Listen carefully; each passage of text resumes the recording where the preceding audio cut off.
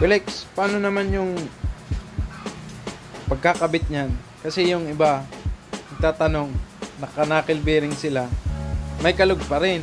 Kahit anong higpit, may kalog. So, ito, sabi nila, yung knuckle bearing daw pangit kasi yun nga kumakalog.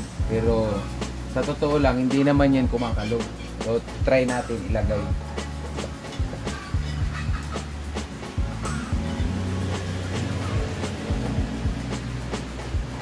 So, hindi naman yan kakalog kahit knuckle bearing. Kasi yung mga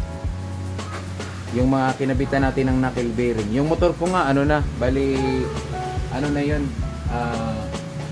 6 years nang naka-knuckle bearing. Hindi naman siya kumakalog. So, parang ganyan, hand tight lang, pero kalugin natin ng up and down, wala siyang kalog.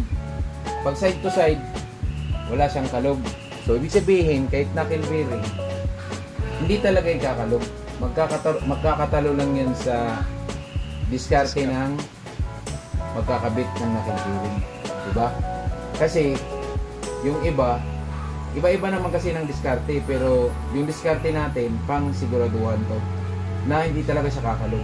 Pwede natin siyang mahigpitan, kasi makikita nyo yung ano dito, yung thread, litaw pa yung thread. So, ibig sabihin, pag kinabit natin ng ganyan yan, mahihigpitan talaga yan ng mahigit.